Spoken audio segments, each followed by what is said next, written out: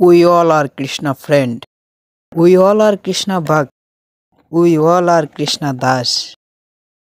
But হয়ে শ্রীকৃষ্ণ সবাইকে বন্ধুর মতো খেয়াল রাখে কেন?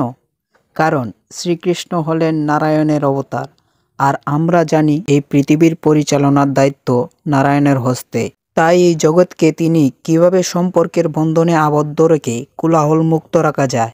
পরম বন্ধুত্বের উপর কোনো সম্পর্ক নেই, তাই শ্রীকৃষ্ণের প্রেম বিস্তার অবতারের মধ্যে বন্ধুত্বের সম্পর্কেও প্রাধান্য দেওয়া হয়েছে পরম মিত্র সুদামার দ্বারা। আর সেই হিসেবে শ্রীকৃষ্ণ তার প্রেমের রূপের পাশাপাশি একটা সুন্দর সুগঠিত বন্ধুত্বের সম্পর্কেও প্রাধান্য দিয়েছেন। তাই আমরা মন খুলে বলতে পারি, we all are Krishna friend.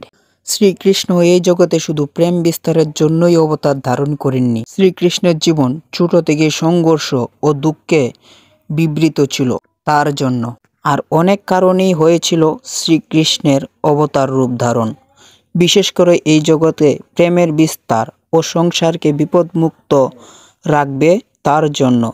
তাই আমরা শ্রীকৃষ্ণের এক বিরাট ভক্ত। আর রইল কথা কৃষ্ণদাস।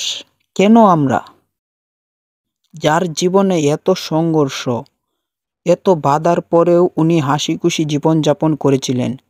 আর শুধু তাই নয়, তিনি সবার জীবনকে বন্ধুত্বময়, ভক্তিময় ও আনন্দময় করে ফুটিয়ে তুলেছিলেন। তাহলে আপনারাই বলুন, কোনো সাধারণ মানুষের পক্ষে এসব সম্ভব? নিশ্চয়ই না। আর সেই জন্যেই আমরা জগতের প্রতিটা মানুষ শ্রীকৃষ্ণের দাস। বন্ধুরা, যদিও শ্রীকৃষ্ণের ব্যাপারে আমি এতটাও গুছিয়ে বলতে পারিনি, কিন্তু আমার পক্ষে যতটুকু সম্ভব আমি ততটুকু তুলে ধরেছি। বাকিটা আপনারা কমেন্টে বলবেন। রাধে রাধে।